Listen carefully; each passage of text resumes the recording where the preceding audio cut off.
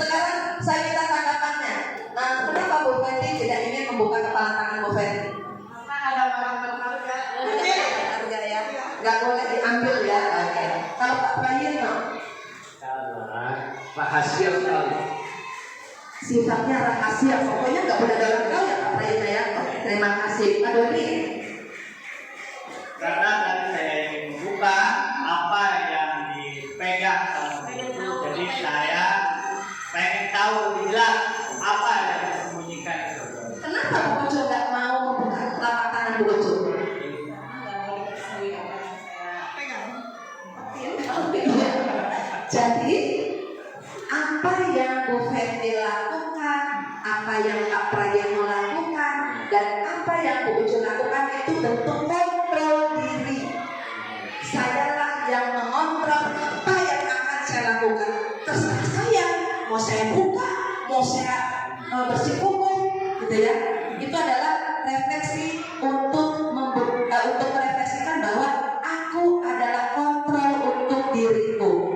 Gak ada orang lain yang bisa mengontrol aku.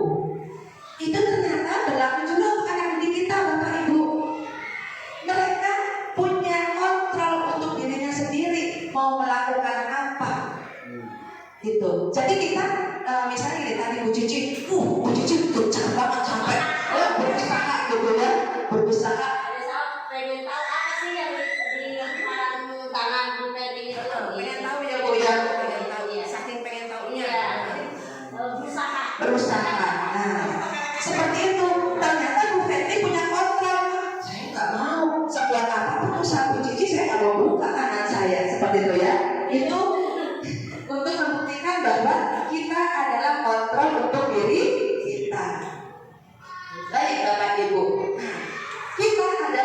mengontrol untuk diri kita sendiri. Bu Cici tidak bisa mengontrol Bu Fenty, Pak Rudi tidak bisa mengontrol Bu Ucu, begitu juga dengan Pak Eni tidak bisa mengontrol Pak Prayitno. Ketika mereka tidak mau membuka kepala tangannya, itu adalah bentuk kontrol dirinya masing-masing untuk menegaskan saya mengontrol diri saya. Tidak boleh, tidak akan ada orang lain bisa mengontrol diri orang lain seperti itu. Baik, nah ini berkaitan dengan tugas kita nih Bapak Ibu sebagai seorang guru. Biasanya apa sih yang biasanya kita lakukan ketika kita mendapati seorang anak yang tidak sesuai dengan keinginan kita, Bu Fenty? Apa yang Bu Fenty lakukan? Apa yang Bu Fenty akan lakukan ketika Bu Fenty menghadapi situasi bahwa seorang murid Bu Fenty tidak melakukan sesuatu yang semestinya? Membujuk ya, oke. Bu Cici ada ide? Merayu anak supaya jangan sampai tadi apa pertanyaannya?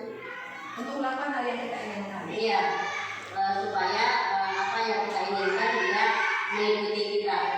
Baik, terima kasih Bu Cici. Pak Prayitno? Kalau menurut saya itu siswa itu diberikan Pancingan agar mau berbuat. Ini termasuk nanti dengan motivasi Pak Prayitno. Bagaimana cara kita membangkitkan motivasi peserta didik? Terima kasih Pak Prayitno, Bu Fenty dan Cici. Di sini ada teori kontrol Bapak Ibu. Itu menurut William Glasser dalam kontrol teori. Nanti terkenal dengan namanya choice theory. Yang pertama, ilusi guru mengontrol murid. Selama ini merasa nggak bahwa kita ini pengontrol? Merasa nggak Bapak Ibu? Karena katanya guru itu kan harus memberitahu bagaimana yang baik, bagaimana yang tidak. Ketika anak melakukan kesalahan, saya harus menegur seperti itu ya. Itu salah satunya adalah bentuk kontrol yang kita lakukan gitu. Pada dasarnya sebetulnya kita nggak boleh Bapak Ibu memaksa. Berdasarkan teori kontrol, kita tidak boleh memaksa peserta didik untuk melakukan sesuatu sesuai dengan keinginan kita, gitu ya. Tetapi yang paling penting adalah memunculkan keinginan si anak itu untuk mau melakukan, bukan atas perintah atau instruksi kita, tetapi atas keinginan dia sendiri. Itu teori kontrol yang pertama. Yang kedua, ilusi bahwa semua penguatan positif itu efektif dan bermanfaat. Kadang kita mempengaruhi anak itu meyakini bahwa apa yang saya berikan, apa yang saya minta dilakukan oleh anak itu hasilnya baik, seperti itu. Itu pikiran kita sebagai orang dewasa. Dan yang ketiga, ilusi bahwa kritik dan membuat orang merasa bersalah itu dapat menguatkan karakter. Misalnya begini, anaknya Pak Prayitno deh yang sudah di kelas tinggi melakukan suatu pelanggaran, kemudian kita memberikan teguran misalnya ya, harapannya anak itu tidak mengulang, tetapi ternyata tidak selamanya apa yang Pak Prayitno lakukan itu adalah tindakan yang benar. Harapan Pak Prayitno pasti kamu nggak boleh begini ya, kalau kamu begini akan begini. Harapannya adalah ada perubahan karakter, tapi ternyata tidak akan ada itu. Ilusi dan yang keempat, ilusi bahwa orang dewasa memiliki hak untuk memaksa. Nah, sering nggak kita merasa bahwa kita ini pemaksa? Nah, tujuannya, saya kan memaksa anak tujuannya baik Bu, begitu ya. Tapi ternyata terkadang kita lupa bahwa anak punya hak untuk mengontrol dirinya sendiri, seperti itu. Biasanya ketika kita memaksa anak untuk melakukan sesuatu yang baik, karena disuruh, itu tidak berefek jangka panjang Bapak Ibu. Setelah hari ini oke dilaksanakan, besok mereka belum tentu melaksanakan lagi. Contohnya misalnya apa ya, buang sampah deh. Kita selalu mengingatkan, tetapi ketika si anak itu tidak memiliki motivasi untuk melakukan, dia tidak akan muncul menjadi suatu kebiasaan. Tetapi dia melakukan itu karena perintah, seperti itu. Nah, ada stimulus respon dan teori kontrol. Kalau menurut stimulus respon, realitas itu kita sama. Kita sebagai orang dewasa memandang kalau kebutuhan anak itu sama. Sedangkan untuk teori kontrol, tidak ada yang sama. Anak A dengan anak B itu pasti akan berbeda. Kita sebagai orang dewasa juga akan berbeda seperti itu. Kalau stimulus respon beranggapan bahwa orang memandang sesuatu itu dengan sudut pandang yang sama. Sedangkan berdasarkan teori kontrol itu berbeda. Contohnya tadi, Pak Ucu nggak mau membuka tangannya, tapi Pak Dodi berusaha untuk membuka. Karena dalam pikiran Pak Dodi, saya harus bisa membuka. Saya penasaran, ada apa di balik tangan Bu Ucu? Pokoknya Bu Ucu harus membuka tangan. Padahal sudut pandangnya berbeda. Menurut Bu Ucu ini rahasia saya dong, nggak boleh diketahui seperti itu. Tetapi karena Pak Dodi bersikukuh, saya harus tahu, saya pasti akan bisa membukanya. Wah, dengan susah payah seperti tadi yang dilakukan oleh Bu Cici dengan Bu Fenty gitu ya, sampai berusaha sekali untuk membuka tangannya. Pada stimulus respon, perilaku buruk itu dianggap sebagai suatu kesalahan. Sedangkan menurut teori kontrol, ketika anak melakukan hal yang salah pun dia sebetulnya memiliki tujuan. Masa iya sih melakukan salah punya tujuan? Iya, karena ini berhubungan dengan kebutuhan dasar manusia. Nanti kita akan mengenal kebutuhan dasar itu apa saja. Misalnya, murid Bu Cici di dalam kelas itu nggak bisa diam. Bu Cici berkata begini, duduk, dengarkan ibu menjelaskan, tapi dia tidak bisa diam. Akhirnya dia lari ke sana ke sini, ternyata nyenggol temennya berantem. Itu kan suatu tindakan kesalahan ya Bu ya. Padahal menurut teori kontrol itu bukan kesalahan. Dia punya alasan kenapa dia bersikap seperti itu. Entah dalam pribadinya sedang ada masalah, atau dia cari perhatian gurunya, atau memang dia ingin mendapat pengakuan dari teman-temannya bahwa saya bisa berbuat apa yang saya suka. Itu contohnya, bahwa setiap tindakan itu memiliki tujuan. Atau malas ya, bisa jadi Bu, malas. Tujuannya adalah saya nggak mau Bu mendengarkan Ibu mengajar, karena memang bakatnya memang malas gitu ya, seperti itu. Baik, terima kasih Bu Cici. Kemudian kalau di stimulus respon, model berpikirnya menang atau kalah. Sedangkan di teori kontrol, menang-menang. Contohnya ya tadi, Pak Emin merasa berusaha sekuat tenaga. Menang dong ya, dia merasa menang karena apa? Saya sudah melakukan sekuat tenaga saya berusaha. Pak Prayitno merasa juga menang, saya berhasil mempertahankan. Itu bedakan antara stimulus respon dengan teori kontrol. Yang selanjutnya adalah disiplin. Saya tanya, Bapak Ibu, apa yang bisa Bapak Ibu katakan ketika mendengar kata disiplin? Pak Emin. Disiplin adalah melakukan sesuatu misalnya tepat waktu. Tepat waktu. Baik, Pak Prayitno. Disiplin adalah kelakuan kita untuk mentaati apa yang sudah diatur. Apa yang sudah diatur? Terima kasih Pak Dodi. Disiplin ketika anak di kelas mendengarkan atau mengikuti yang disampaikan Bapak dan Ibu. Baik, terima kasih Bu Ucu. Apa? Disiplin menurut saya sesuatu yang harus dipenuhi dengan kata lain aturan yang berlaku. Baik, terima kasih. Semuanya hampir mengerucut pada hal yang sama, bahwa sesuatu yang harus dipatuhi. Berarti kalau nggak patuh, diapain Bu? Kalau nggak patuh, diarahkan. Selain itu, kalau anak nggak patuh, berarti diarahkan. Kena sanksi. Pak Emin, kena sanksi juga. Baik. Mudah-mudahan setelah ini kita sama-sama mendapat pencerahan ya Bapak Ibu ya.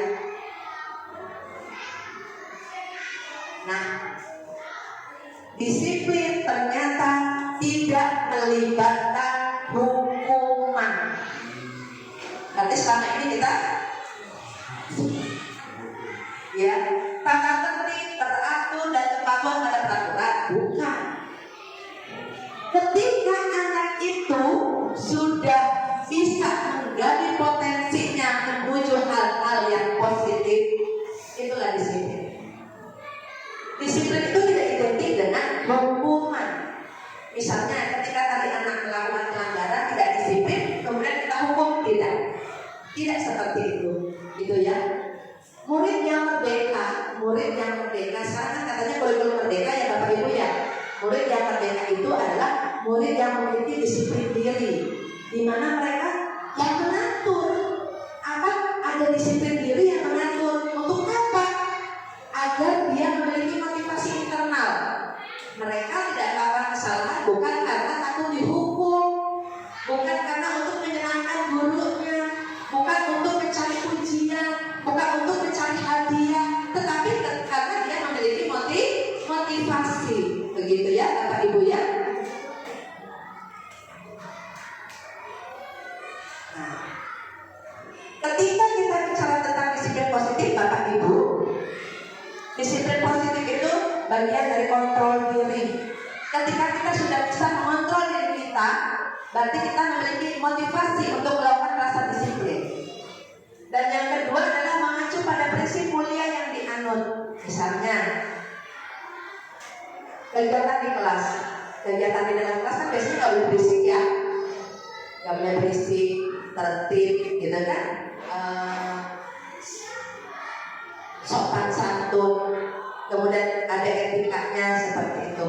Itu ketika dia sudah menganut pada prinsip-prinsip mulia, dia sudah memiliki motivasi untuk berdisiplin positif. Dan yang ketiga mengacu kepada nilai kebajikan universal. Bapak Ibu pernah nggak mendengar nilai-nilai kebajikan universal? Ada yang pernah mendengar? Ya Pak Prayitno ya. Baik. Kalau kita nilai kebajikan universal yang sedang digaungkan oleh pemerintah adalah profil belajar Pancasila. Itu yang paling utama. Dan itu ternyata ada. Ini nanti akan berkaitan dengan munculnya keyakinan kelas. Yang pertama nilai kebajikan yang pertama ada profil belajar Pancasila, ada IBO Primary Years Program, ada 9 pilar karakter Indonesia Heritage Foundation, ada petunjuk seumur hidup dan lain sebagainya. Nanti Bapak Ibu bisa baca di sini apa saja. Kalau profil belajar Pancasila ada lagunya ya. Bu Cu bisa pandu kita untuk menyanyikan lagu profil belajar Pancasila. Belajar Pancasila, beriman dan bertakwa pada Tuhan yang esa dan berakhlak mulia. Begitu ya. Pernah mendengar Bapak Ibu ya? Pasti pernah mendengar. Ini sedang familiar di kurikulum merdeka. Bagaimana profil belajar Pancasila ini mengangkat dimensi beriman, mandiri, bernalar kritis, berkebinekaan global, bergotong royong juga kreatif. Selanjutnya adalah nilai kebajikan menurut IBO Primary Years Program. Ada rasa hormat, ada integritas, ada mandiri. Agak mirip ya Bapak Ibu ya. Ada juga yang di P3 ya, profil belajar Pancasila. Ada menghargai, antusias, empati, keikutsertaan, kreativitas, kerjasama, percaya diri dan komitmen. Itu. Nanti dari nilai-nilai kebajikan ini bisa kita ambil untuk membuat keyakinan kelas Bapak Ibu. Kalau dulu mungkin lebih mirip kepada tata tertib kelas, tetapi ingat tata tertib itu sifatnya sangat terperinci, sedangkan keyakinan kelas dia lebih bersifat abstrak. Bisa kita ambil dari nilai-nilai kebajikan yang ada. Gitu. Selanjutnya adalah 9 pilar karakter. Hampir mirip juga, cinta Tuhan dan segenap ciptaannya. Itu kalau kita kaitkan dengan P3, dimensi yang mana? Cinta Tuhan dan segenap ciptaannya. Dimensi yang pertama ya, beriman dan bertakwa. Ada kemandirian, tanggung jawab,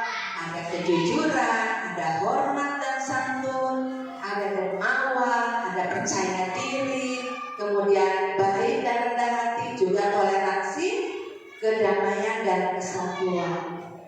Kenapa nilai-nilai kebajikan ini harus ada dalam kehidupan anak-anak di sekolah? Menurut Bapak Ibu, kenapa nilai-nilai kebajikan ini harus ada di dalam lingkungan sekolah kita? Agar apa? Lucu. Agar anak-anak bisa mempunyai akhlak yang baik. Baik, terima kasih Bu Lucu. Agar anak-anak memiliki akhlak yang baik. Memang tujuan akhirnya muaranya adalah perubahan karakter, itu yang paling penting ya Bapak Ibu. Baik, kita akan lanjut. Nah, bila ini ada dalam kehidupan Bapak Ibu, apa yang mendasari Bapak Ibu melakukan sesuatu? Apakah karena ada dorongan dari lingkungan, dari diri kita, atau ada faktor lain? Misalnya, kenapa sih kita harus datang tepat waktu ke sekolah misalnya? Apa yang mendasari kita harus datang tepat waktu ke sekolah, Bu Cici? Menurut versi Bu Cici datang tepat waktu ke sekolah karena apa? Karena kita tujuannya untuk belajar dan kewajiban kita sebagai guru wajib datang sebelum anak siswa datang. Baik, berarti itu motivasi Bu Cici ya. Motivasi intrinsik, motivasi dari diri Bu Cici adalah saya harus datang tepat waktu. Karena apa? Saya punya kewajiban untuk mengajar anak-anak. Saya usahakan saya akan datang sebelum anak-anak datang, begitu ya Bu Cici. Baik, kalau Pak Emin? Saya datang tepat waktu untuk menjadi misalnya siswa juga menjadi perhatian siswa. Kalau misalnya yang datang kita duluan, pas anak datang kita sudah datang duluan, meskipun datangnya suka Terima kasih Pak Emin. Meskipun saya datang telat, itu kejujuran. Itu nilai yang harus diangkat Pak Emin. Ya, Pak Emin mengatakan saya ingin menjadi teladan untuk anak-anak. Ya, betul. Meskipun saya sering telat, itu kan keteladanan. Keteladanannya mau mengakui. Jadi tidak ada yang mengatakan, oh saya datang pagi karena saya pengen dapat hadiah. Ada enggak? Tidak ada. Saya datang pagi ke sekolah karena saya menghindari teguran. Ada enggak? Tidak ada. Saya datang pagi untuk menghindari rasa tidak nyaman. Tidak nyaman itu biasanya begini. Kalau datang kesiangan, nggak enak sama teman atau bagaimana. Ada nggak perasaan seperti itu?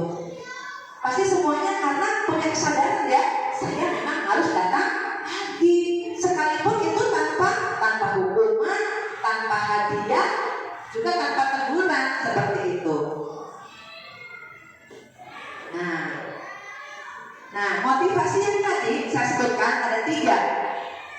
Kenapa kita melakukan sesuatu? Yang pertama untuk menghindari ketidaknyamanan atau hukuman.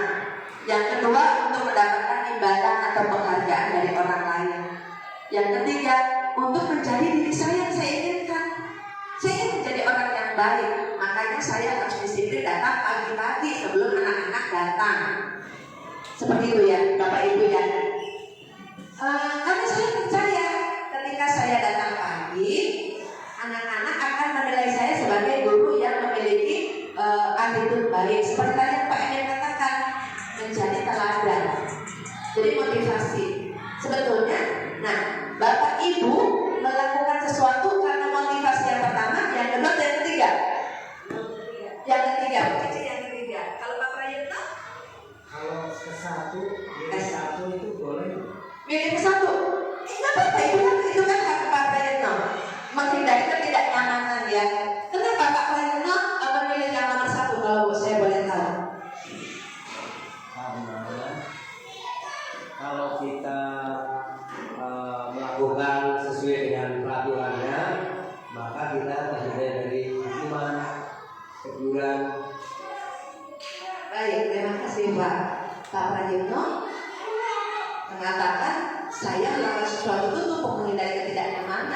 Karena kan kalau ditegur itu kan nggak nyaman seperti Pak Rino ya. Menurut Bapak Ibu, mana yang lebih ideal? Motivasi mana yang harus kita tumbuhkan kepada anak didik kita ketika dia melakukan sesuatu? Yang mana? Yang lebih ideal yang mana? 1, 2, atau 3? Yang ketiga. Baik. Tapi tidak salah kan ada yang pilih satu. Tidak apa-apa. Tidak apa-apa. Iya. Seperti yang saya bilang, kita adalah kontrol pada diri kita. Bapak Ibu. Tetapi karena kita sudah mengatakan yang ideal itu yang mana? Yang ketiga gitu kan. Nah, sekarang kita tinggal berusaha untuk bagaimana caranya nih mengasah kepekaan mereka untuk melakukan sesuatu bukan karena paksaan, bukan karena hukuman, bukan karena hadiah, tetapi karena memang mereka ingin melakukan gitu. Dan mereka harus memiliki keyakinan ketika mereka melakukan sesuatu yang baik pasti akan dapat sesuatu yang baik pula.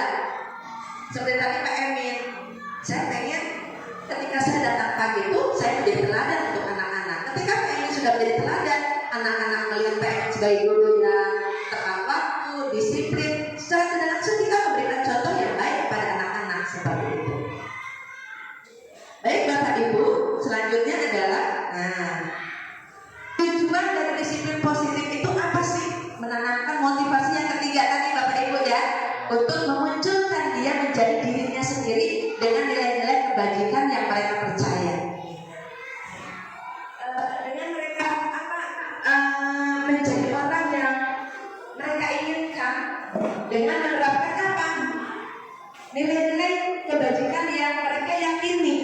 Dengan begitu, ketika mereka melakukan sesuatu bukan karena kita suruh, bukan karena takut dihukum, tetapi karena saya memang harus melakukan itu. Saya memang harus melakukan hal-hal yang baik, bukan karena hal-hal yang motivasi 1 dan kedua. Karena apa? Ketika orang itu sudah memiliki motivasi intrinsik, yang dari luar itu minta tinggal pendukung. Kan yang paling utama diri kita sendiri ya. Ya, diri kita sendiri. Mau menjadi apa aku, terserah aku. Mau menjadi apa aku, akulah penentu kemudi dari hidupku. Ketika aku sudah memiliki motivasi akan ke kota A, maka apapun yang aku lakukan pasti akan menuju ke kota A dengan segala sesuatu apa yang terus aku perdayakan. Seperti itu Bapak Ibu. Nah, ini ada kasus Bapak Ibu. Yuk, Pak Emin bisa bacakan Pak Emin.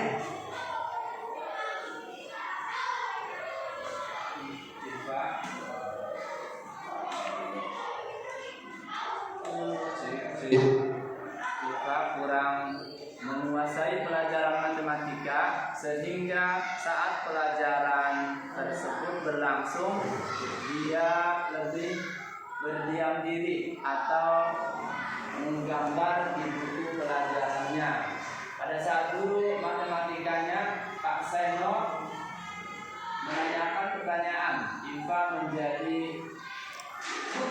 gugup dan tak sengaja menjatuhkan tasnya dari kursi serta tiba-tiba menjadi gagap pada saat berupaya menjawab. Seluruh kelas pun tertawa melihat perilaku Iva yang bicara tergagap dan terkejut tersebut. Pak Seno pada saat itu membiarkan teman-teman Iva menertawakan Iva yang tergagap dan malu luar biasa dan malahan minta Iva untuk maju ke depan dan berdiri di depan kelas sambil menunjuk hidungnya karena tidak bisa menjawab dengan Pak Seno. Kelas makin jauh dan anak-anak pun tertawa melihat Iva di depan kelas.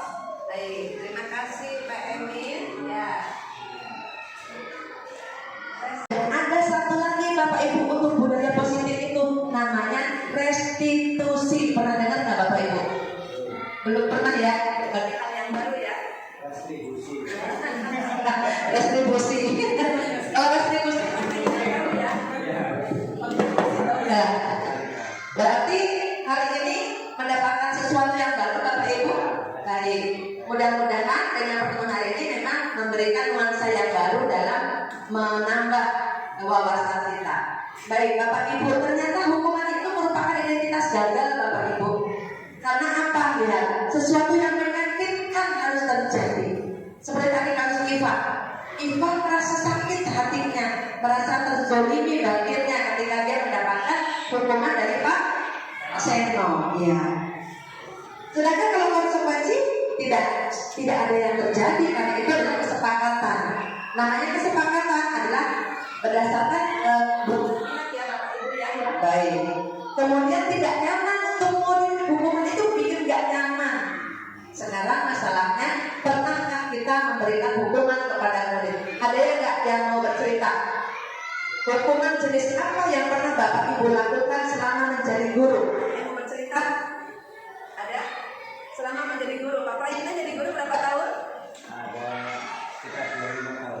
25 tahun, masih banyak ini. Ceritanya, silakan Pak Prayitna. Ini pengalaman saya. Anak itu kan punya kewajiban yaitu piket kelas. Beberapa kali dia melanggar tidak mempiket. Kemudian ada kesepakatan dari teman-temannya bahwa yang tidak piket itu harus membayar denda. Ternyata itu tidak efektif. Untuk itu maka saya memberikan alternatif hukuman. Alternatif hukuman itu satu, silakan kamu pilih belajar di luar atau membersihkan toilet sekolah. Ternyata anak lebih memilih membersihkan toilet. Dan itu saya rekam, kemudian saya tunjukin kepada siswa lain agar mempunyai gambaran kalau melanggar pasti ada resiko hukumannya seperti ini. Terima kasih. Baik, terima kasih Pak Prayitna. Seandainya yang Bapak lakukan tadi adalah yang Bapak ceritakan, ada kesepakatan Bu Nur, kesepakatan antara saya dengan anak-anak, kalau tidak melakukan piket akan ada denda. Itu sebetulnya sudah masuk kepada konsekuensi. Ketika dia tidak melakukan piket, maka konsekuensinya adalah bayar denda tanpa harus melibatkan hukuman. Itu. Tapi ternyata konsekuensi itu tidak berjalan Pak Prayitna ya. Baik. Makanya Pak Prayitna melakukan hukuman. Padahal ada cara yang bisa lebih untuk dilakukan, yaitu restitusi, di mana melalui restitusi itu banyak sekali hal positif bisa kita berikan kepada anak. Nanti kita akan lihat bagaimana sih restitusi itu.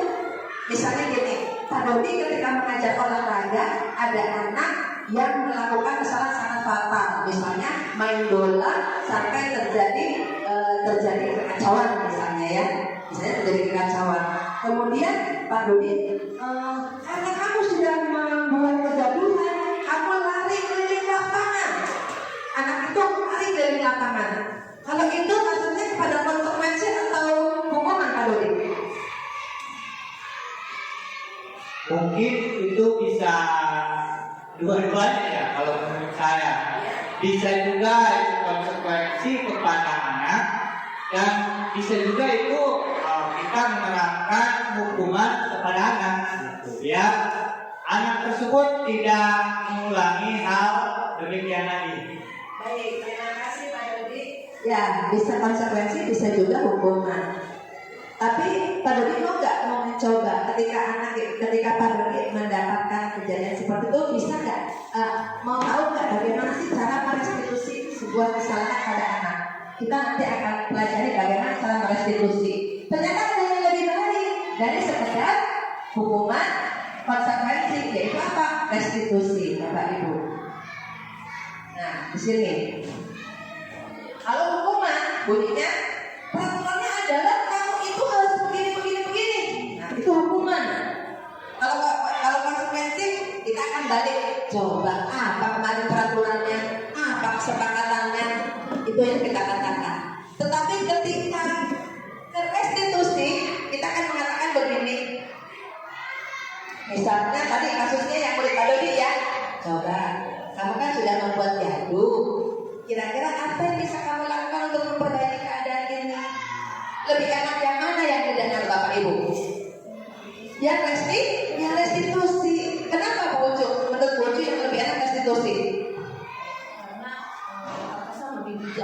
Lebih bijak ya? lebih bijak. Baik, terkesan lebih bijak. Nah, betul lucu. Karena kita menempatkan manusia sebagai manusia, rasanya seperti itu ya. Kita dekati mereka, kita tanya. Nanti kita akan belajar merestitusi sebuah kesalahan yang dilakukan oleh anak kita. Ketika anak itu mendapat hukuman Bapak Ibu, dia itu lebih terkesan kepada menyalahkan diri sendiri. Ya, saya yang salah ini, saya yang salah ini.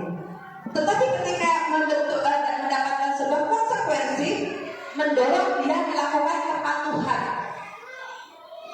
Lebih bagus lagi adalah ketika dia diberi restitusi, mendorong dia ke arah disiplin positif, bahwa saya melakukan hal yang baik karena saya meyakini sesuatu hal yang baik, nilai-nilai kebajikan yang harus saya yakini. Seperti itu Bapak Ibu ya.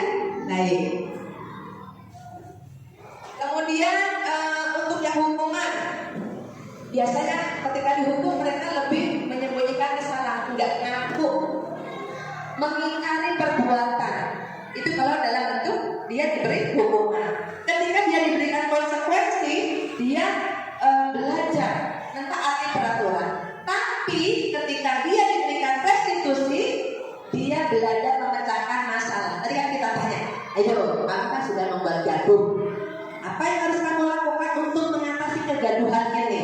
Kita ajak anak-anak untuk memecahkan masalah yang ada. Kita ajak mereka untuk mencari solusi. Dengan begitu, dia sudah mulai ada dalam dirinya bahwa, oh, saya meskipun sekalipun saya melakukan kesalahan, Bapak Ibu Guru memahami kondisi saya. Bapak Ibu Guru memaklumi kondisi saya. Saya diajak untuk mencari penyelesaian terhadap masalah yang ada, seperti itu. Nah, ya, kalau hukuman dibuat oleh guru, konsekuensi dibuat kedua belah pihak, restitusi dibuat oleh murid juga oleh anak itu restitusi. Kan tadi ditanya, ayo, kamu kan sudah membuat kegaduhan, apa yang akan kamu lakukan? Seperti itu kan? Siapa yang mencari pemecahan masalahnya? Anak, bukan kita. Itulah salah satu cara kita mengajak mereka berubah menuju ke disiplin positif seperti itu. Lihat yang terakhir, pada hukuman itu menimbulkan sesuatu hal yang menyakitkan. Guru menjadi konsekuensi dengan menyalahkan. Kamu ini salah, ini nggak boleh kamu lakukan. Kita pernah melakukan seperti itu, Bapak Ibu? Pernah, karena saya pun pernah. Harusnya kamu tidak boleh seperti ini. Ini tidak bagus kamu lakukan, sehingga kamu pantas untuk mendapatkan hukuman. Ketika konsekuensi, guru menyalahkan ada peraturan, melakukan peringatan. Kalau dilanggar ada konsekuensinya, seperti itu kan ya. Tapi bagaimana dengan restitusi? Nah, menguatkan. Guru ingetin lagi nih. Ayo, masih ingat kesepakatan kelas kita? Masih ingat keyakinan kelas kita? Bagaimana ya keyakinan kelas kita? Coba diingat-ingat lagi. Karena kamu sudah melanggar keyakinan kelas kita, apa yang harus kamu lakukan? Itulah restitusi. Kita mengajak anak untuk menggali nilai-nilai kebajikan yang sudah dibuat menjadi keyakinan di dalam kelas. Nah, ini restitusi ya Bapak Ibu, bisa dibaca. Restitusi adalah proses menciptakan kondisi bagi murid untuk memperbaiki kesalahan. Sehingga dia bisa lagi masuk ke kelompoknya tanpa dibully, tanpa diacuhkan, tanpa mendapat penghakiman. Tapi dia bisa percaya diri kembali ke kelompoknya dengan karakter yang lebih kuat. Selain itu juga itu adalah proses kolaboratif yang mengajarkan murid untuk mencari solusi atas masalah yang ada dan membantu berpikir, membantu mereka untuk berpikir, aku tuh mau jadi apa sih? Atau aku tuh ingin menjadi orang yang seperti apa sih? Itu adalah proses restitusi.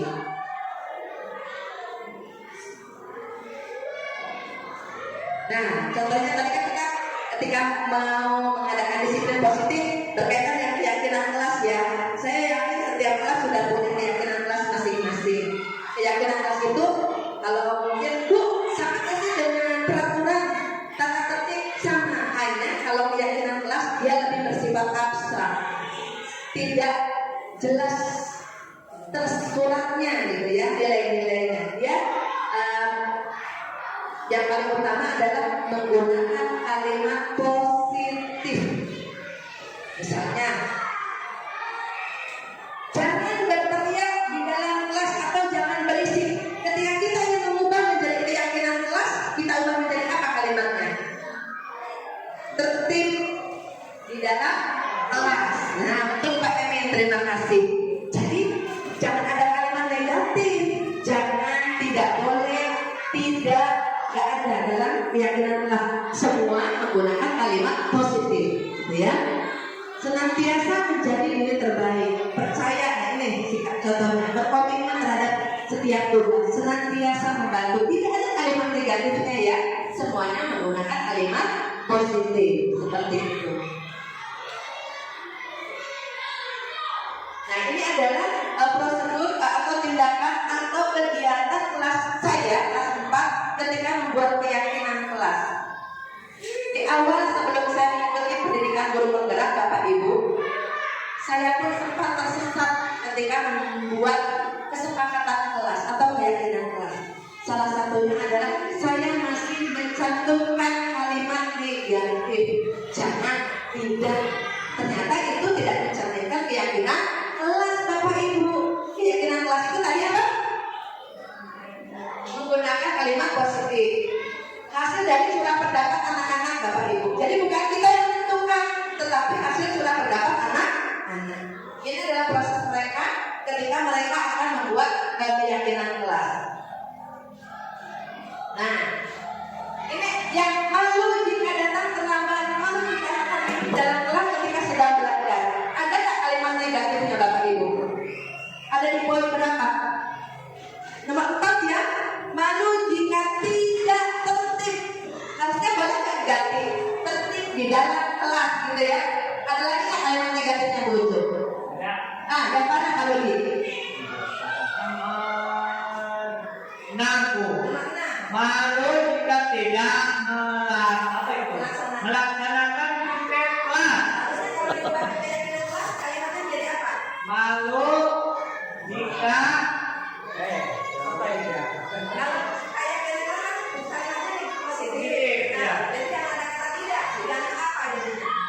malu jika Apa? Kalimat positifnya jadi apa? Pak Amin? Malu jika tidak melaksanakan tugas kelas. Ini kita ubah ke keyakinan kelas biar ada kalimat positifnya jadinya gimana?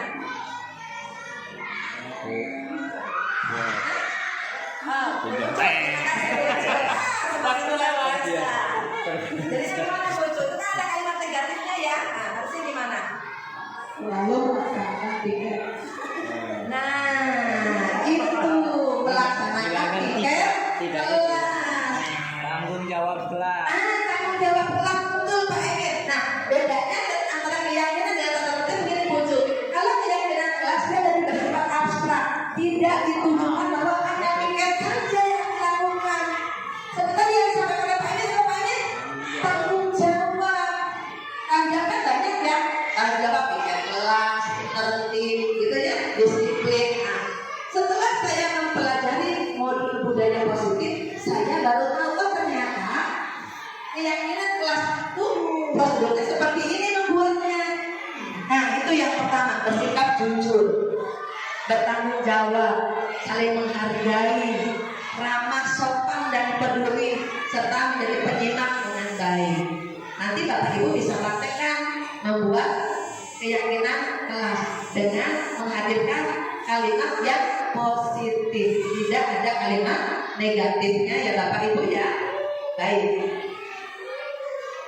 Nah, studi kasus Bapak Ibu. Angkau jarang sekali hadir di pembelajaran jarak jauh dan pada saat hadir pun Angkau seringkali menggunakan kata-kata kasar di kolom chat mengejek teman-temannya. Hal ini sudah sangat mengganggu dan beberapa orang tua murid yang mengikuti pembelajaran daring mengeluhkan perilaku Angkau di kegiatan pembelajaran jarak jauh ini. Nah, seandainya Bapak Ibu menemukan mendapati posisi si Anto ini, apa yang akan Bapak Ibu lakukan? Misalnya pada saat itu Bu Cici lagi ngajar PJJ atau pembelajaran jarak jauh berarti murid-murid kayak si Anto ngeganggu di kolom chat pakai kata-kata tidak senang, apa yang akan Bu Cici lakukan?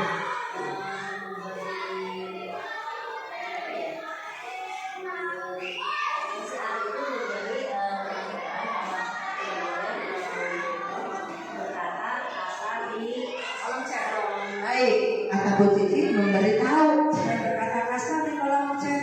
Kalau Pak Rayano apa yang akan lakukan? Kita ini ya mencontohkan dan menjelaskan kata-kata yang pantas yang seharusnya disampaikan kita ya contoh-contoh yang baik-baiknya. Kira-kira Pak Rayano malah nggak atas sikap si Anto? Kalau secara ini marah karena ini dalam media itu jadi Nggak bisa diutarakan marah kitanya ya. Marah kita nggak bisa diutarakan. ya Khawatirnya nanti kalau marah kitanya melebar kemana-mana di Bapak Rayano ya. Baik, Bapak Ibu, ketika kita mendapati kasus seperti ini, ada 5 posisi kontrol kita. Ketika kita akan menegur seorang anak, ada 5 posisi kontrol seorang guru yang bisa kita pergunakan. Silakan Bapak Ibu cermati mana yang seyogyanya kita lakukan. Pertama adalah penghukum. Kurang lebih kalau penghukum bahasanya gimana? Anto, awas jangan diulang lagi. Kayaknya seperti itu ya Pak ya. Yang posisi kontrol yang kedua, membuat merasa bersalah. Mungkin ketika dipanggil Pak Rayano akan mengatakan, Bapak kecewa loh Anto. Kenapa Anto udah bilang seperti itu? Bener deh Bapak kecewa banget sama sikap kamu. Kurang lebih seperti itu Pak. Kemudian ketika sebagai teman, emang ada posisi kontrol sebagai teman? Ada. Kurang lebih kita akan mengatakan begini, ya udah nggak apa-apa Anto. Ibu, Bapak memaafkan sikap kamu hari ini. Tapi lagi jangan dilakukan lagi ya. Itu kurang lebih seperti itu. Pemantau, pemantau nih. Anto, peraturannya apa juga kalau sedang PJJ? Kamu ingat kan? Apa juga peraturannya? Nah, kita akan menghitung atau memantau apa yang sudah dia lakukan sebelumnya sambil mengingatkan kembali. Nah, posisi manajer. Anto masih ingat nggak dengan keyakinan kelas kita? Selalu kita kembalikan kepada keyakinan kelas. Kenapa kira-kira Bapak Ibu? Kenapa selalu kita kembalikan pada keyakinan kelas? Karena di keyakinan kelas itu kita memasukkan nilai-nilai kebajikan yang disepakati bersama. Itulah pentingnya membuat keyakinan kelas dan pentingnya posisi kontrol. Pertanyaan saya, mana yang ideal dilakukan atau mana yang lebih tepat dilakukan? Posisi kontrol yang mana? Lucu? Yang kelima, Pak Dodi? Yang kedua, Pak Emin? Yang kedua, Pak Rayano? Yang kelima, Bu Cici? Bisa keempat, bisa kelima. Baik. Setiap posisi kontrol memiliki kelemahan, Bapak Ibu. Memiliki kelemahan. Nanti kita akan jadi tahu mana yang seharusnya yang lebih baik atau yang lebih jelek. Ya. Nah, coba baca nih Bapak Ibu. Kalau penghukum mengabdi menunjuk-nunjuk, membuat merasa berceramah terus menasehati terus nggak tahu mau didengar apa enggak oleh anaknya. Ya, saya jadi tahu nih. Nah, ketika teman bikin alasan, Bapak paham deh kondisi kamu, kenapa kamu melakukan seperti itu. Kalau pemantau itu, wah dia udah berlaku kesalahan Nah, dia punya catatan si guru itu. Sebagai manajer ditanya, kenapa kamu begini? Kenapa kamu begitu? Alasannya apa? Menurut kamu baik atau tidak seperti itu? Kalau boleh ibu tahu, coba ceritakan apa sih yang sebenarnya terjadi, kurang lebih seperti itu Bapak Ibu. Nah, tuh apa yang dikatakan? Kalau kamu tidak lakukan, awas ya, saya akan apa? Itu penghukum Bapak Ibu. Ketika di pembuat rasa bersalah, Anto, kamu udah bikin Bapak kecewa deh hari ini. Jadi kan munculkan rasa bersalah pada anak. Kalau yang teman, please deh, demi aku ya, kurang lebihnya seperti itu. Kalau pemantau, apa konsekuensinya? Ikutlah. Karena kan dia menghitung ya sudah berapa kali. Nah, kalau manajer kembali kepada keyakinan kelas. Coba apa yang keyakinan kelasnya? Hasilnya Bapak Ibu lebih yang mana? Penghukum, pembuat rasa bersalah, teman, pemantau atau posisi manajer? Posisi manajer. Maka mari kita berada pada posisi seorang manajer. Jangan pernah menjadi seorang penghukum. Karena penghukum itu tadi kan sakit ya, sakit. Penghukum itu kan sakit. Baik. Nah, ada dampaknya ternyata.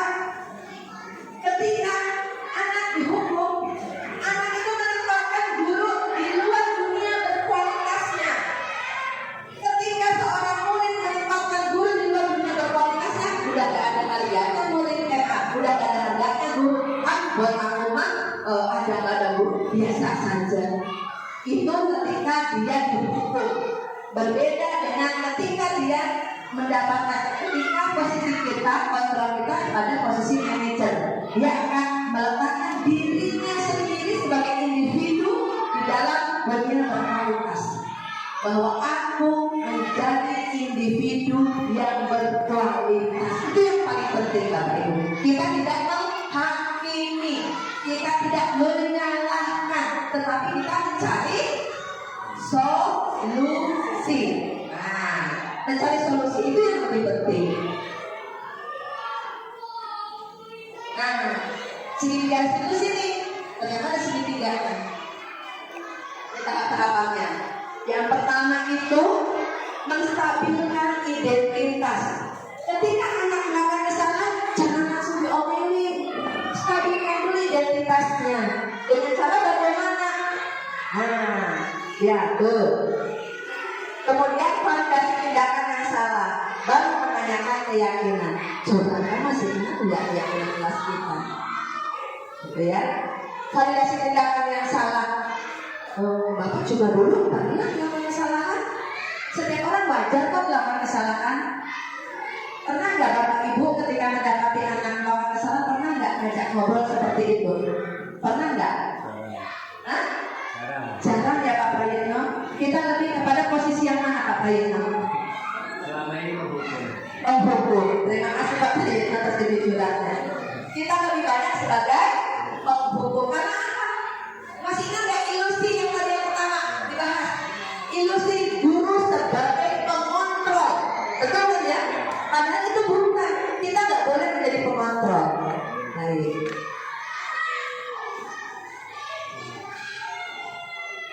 Nah, ini ada demonstrasi kontekstual yang sudah saya lakukan ketika saya mempraktikkan tentang budaya institusi Bapak Ibu. Kita putar sebentar ya untuk memberikan gambaran.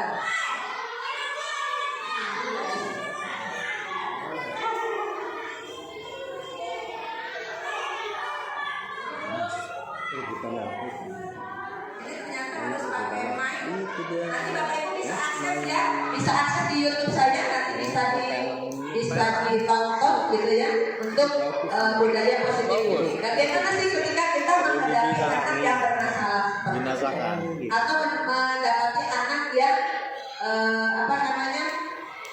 mendapatkan masalah, apa yang sebaiknya kita lakukan? Nanti Bapak Ibu bisa tonton di YouTube saya, itu sudah saya unggah. Sampai di sini ada pertanyaan nggak Bapak Ibu? Ada yang pertanyaan atau sharing apa yang disampaikan? Silakan. Silakan Pak Prayitno. Terima kasih. Berdasarkan tadi ya penjelasan dari awal status sebagai kantor, kemudian kita mengenal kata restitusi. Nah, di sini pemahaman saya, apakah ini restitusi ini berkaitan atau tergantung dengan usia, karena anak SD itu menanamkan sampai ke restitusi itu ya, pelaksana itu dengan anak SMP SMA itu pasti pemahamannya lain. Gitu. Terima kasih. Terima kasih Pak Prayitno untuk pertanyaannya. Mungkin kalau saya ringkas begini, emang restitusi bisa dilaksanakan di SD, gitu Pak Prayitno ya? Bisa. Bahkan untuk anak usia balita pun bisa. Hanya penyampaiannya yang berbeda. Sesuaikan dengan kemampuan dia menyerap bahasa. Sesuaikan dengan kemampuan dia mengingat apa yang kita sampaikan. Misalnya gini, misalnya untuk anak kecil yang usia di bawah 5 tahun, ketika dia makan berantakan, dia bujuk ya, makan berantakan, kemudian airnya tumpah dan lain sebagainya. Restitusi ala saya, misalnya anak saya Syabil, nah airnya tumpah, apa yang saya lakukan? Hilap, jangan kita marah Pak. Padahal meskipun sekarang kita marah gitu ya. Ini gimana sih? Ini masih berantakan. Soalnya berarti kan kita hukum ya. Maka kita ganti kalimatnya menjadi kalimat restitusi. Ayo Syabil, kok minumnya tumpah? Kok makannya berantakan? Apa yang dilakukan? Hilap, ambil dia hilap, ditelap. Nah kan Mama sudah mengatakan ya, kalau makan pelan-pelan, kalau minum pelan-pelan, biar gelasnya tidak jatuh atau airnya tidak tumpah. Bisa nggak bocor dilakukan seperti itu? Bisa ya? Bisa Pak. Kalau ke kelas 6? Kelas 6 bisa, sangat bisa Pak. Sangat bisa. Restitusi itu untuk segala jenjang usia. Maksudnya kalau Penanganannya, oke, misalnya gini. Bapak cerita kasus apa misalnya? Misalnya kasus apa? Kita restitusi ya. Misalnya gini, kita sudah memberikan tugas, ya, PR lah, istilahnya pada rumah. Anak beberapa kali tidak mengerjakan. Nah, tentunya kan kalau seperti tadi dicontohkan untuk kelas 1 ya, dengan pelan, dengan lembut ya, itu berbeda dengan anak kelas 6. Kalau dipelani malah menganggapnya gurunya nggak apa-apa ini, baik amat gitu ya. Jadi, nah seperti apa? Apakah ini berbeda penanganannya, restitusinya bentuknya beda? Langkah pertama adalah saya tanya, misalnya gini, di kelas 6 sudah ada keyakinan kelas belum? Misalnya sudah, kita anggap sudah ya. Di situ tanggung jawab misalnya. Misalnya Pak Prayitno mengambil nilai kebajikan tanggung jawab. Tanggung jawab itu termasuk tanggung jawab mengerjakan PR kan ya. Ternyata ada anak yang tidak mengerjakan PR beberapa kali. Cara restitusinya bagaimana Bu? Panggil anaknya, ajak berbicara. Misalnya namanya Alif misalnya. Alif tahu kenapa Bapak panggil ke sini? Pasti anaknya ketika anak itu dipanggil guru biasanya gemeteran ya, takut gitu ya. Bapak ingin ngobrol sama Alif gitu ya. Ini alat saya. Alif tahu kenapa dipanggil ke sini? Mungkin dia akan menjawab, saya tidak mengerjakan PR Pak. Alif, percaya nggak? Dulu Bapak juga pernah loh seperti Alif ini nggak pernah PR. Ternyata Bapak rugi, Bapak nggak dapat nilai, Bapak nggak ngerti pelajarannya, terus Bapak juga jadi nggak tanggung jawab pada pekerjaan. Menurut kamu, perbuatan kamu sesuai nggak dengan keyakinan kelas kita? Enggak Pak, bagaimana coba sebutkan? Misalnya dia tidak bisa menyebutkan, pandu Pak Prayitno untuk menemukan bahwa nilai keyakinan kelas yang dia anggap adalah tanggung jawab. Kemudian Pak Presiden tanya, ajak lagi kembali. Seharusnya bagaimana? Menurut Alif, harusnya bagaimana Alif ini? Pasti dia akan menjawab, harusnya saya mengerjakan PR Pak. Nah, itu harusnya. Tetapi lebih efektif lagi ketika Bapak melakukan restitusi itu tanpa orang lain. Jangan di depan. Jangan, ya. Kan ada apa syair ya, syair dari siapa itu? Jangan pernah menegur suatu kesalahan di depan orang banyak, karena itu adalah mempermalukan aku. Katanya bocor ya, kurang lebih seperti itu. Ajak dia berbicara, ajak dia mengenali dirinya bahwa oh ya, kan nilai kebajikan di kelasku adalah tanggung jawab. Kenapa aku tidak bisa menjadi orang yang bertanggung jawab? Jadi jangan tiba-tiba ini kenapa ini PR-nya nggak dikerjakan? Kamu selalu bekerja. Anak kira-kira nurut nggak? Enggak, kata ibu. Nggak akan nurut. Tetapi ketika dia kita sentuh hatinya. Ibu juga dulu pernah loh. Ibu dulu pernah dihukum sama Pak Guru karena gara-gara ngerjain PR. Malu banget. Ajak untuk seperti itu. Mudah-mudahan dari cara restitusi Bapak itu dia akan tergerak hatinya sehingga dia punya motivasi. Itu yang paling penting Pak, memiliki motivasi internal seperti itu. Baik, ada yang mau ditanyakan lagi Bapak Ibu? Ada yang mau ditanyakan? Cukup. Baik, karena ini sudah berada pada slide terakhir Bapak Ibu. Terima kasih atas kebersamaan kita hari ini. Terima kasih atas respon positifnya.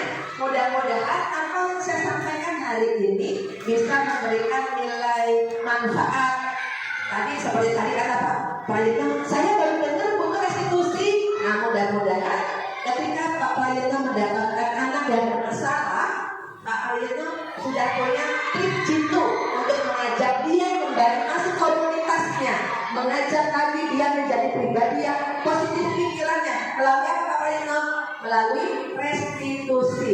Budaya positif kita mulai dari pembentukan keyakinan kelas. Kita ajak anak-anak untuk bercurah pendapat mengenai keyakinan kelas apa nih, sehingga ketika anak-anak itu melanggar, kita hanya tinggal mengingatkan lagi, ayo mana keyakinan kelasnya nih, mana nih keyakinan kelas yang kamu langgar nih, masih ingat gak nih? Nah, sehingga ketika anak itu dilibatkan ketika membuat keyakinan kelas, dia akan merasa bahwa keyakinan kelas itu adalah tanggung jawabnya. Begitu Bapak Ibu ya.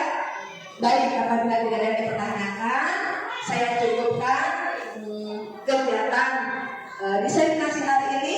Mudah-mudahan dari apa yang didapatkan hari ini memberikan nuansa baru untuk Bapak Ibu dalam menumbuhkan budaya-budaya positif di dalam kelas, sehingga sekolah kita menjadi sekolah yang berbudaya.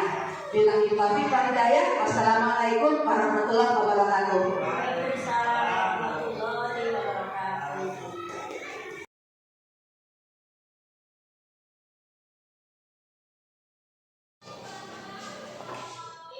Assalamualaikum warahmatullahi wabarakatuh. Saya Prayitno, guru SDN 1 Jatimulya, rekan dari Ibu Nur sebagai CGP Angkatan 7 dari Kabupaten Lebak. Saya sudah mengikuti sesi yang disampaikan oleh Bu Nur. Nah, apa yang telah disampaikan itu sangat bermanfaat bagi saya, terutama sebagai guru ya. Segala tindakan, segala kewajiban, segala tingkah laku yang dilakukan untuk siswa ya, itu sangat mendapatkan ilmu ya. Selama ini yang kita lakukan pada umumnya ya, guru-guru sebelum mendapatkan ilmu yang disampaikan oleh Bu Nur ini, kita melakukan hal yang tak terduga ya, yang kebiasaan padahal itu salah, yaitu mengenai istilah kontrol ya, kontrol diri, bahwa kita sebagai guru itu ternyata tidak bisa mengontrol orang lain, tetapi kita berfungsi untuk mengontrol diri ya. apa yang sudah kita lakukan. Siswa pun demikian ya. Siswa juga mempunyai kontrol diri. Nah, kemudian ilmu yang kedua yaitu mengenai restitusi, yaitu suatu tindakan yang baru ya, yang baru saya dengar dan itu sangat positif. Bagaimana menyadarkan diri semua guru bahwa kita tidak boleh menjadi penghukum, karena tujuannya adalah siswa itu mendapatkan motivasi diri ya dari dalam diri secara internal, sehingga dia akan mengarahkan karakter yang positif. Jadi menyadarkan diri apabila melakukan tindakan yang tidak sesuai atau melanggar, itu dia akan memotivasi dirinya melakukan kontrol diri. Oh, ternyata apa yang kita lakukan salah. Kemudian dia menyadari dan dia akan melakukan apa yang seharusnya dilakukan sesuai dengan keyakinan kesepakatan dari kelas itu. Ini sangat positif sekali. Mudah-mudahan ilmu-ilmu selanjutnya bisa disampaikan kepada rekan-rekan guru di SDN 1 Jatimulya ini, sehingga menjadi sekolah penggerak yang hebat. Selamat pada Ibu ya. Semoga ilmunya bermanfaat dan berkah. Maju terus, selalu semangat di dalam IKM. Terima kasih. Assalamualaikum warahmatullahi wabarakatuh. Assalamualaikum warahmatullahi wabarakatuh. Saya Ucu Sulasia dari SDN 1 Jatimulya. Saya mempunyai rekan yang bernama Nur Wijayanti, yang kebetulan beliau ikut CGP angkatan ke-7. Setelah saya menyaksikan pemaparannya pada sesi diseminasi barusan, dari situ saya bisa menyerap dan mendapatkan ilmu juga wawasan dari beliau. Saya bisa penyampaian yang beliau sampaikan dapat memotivasi saya untuk lebih baik lagi menjadi sosok seorang guru yang baik dan bijak. Dari beberapa hal yang beliau sampaikan, saya bisa menyimpulkan bahwa hukuman sangat tidak berlaku untuk para peserta didik. Karena apa? Karena hukuman itu bersifat menyakiti dan akan mempunyai efek yang tidak baik terhadap anak. Bahkan anak bisa menjadikan gurunya tersebut sebagai orang yang tidak dia hormati. Bahkan juga dia bisa menyimpulkan dalam hatinya bisa timbul dendam terhadap guru tersebut. Hal itu sangat berbahaya sekali.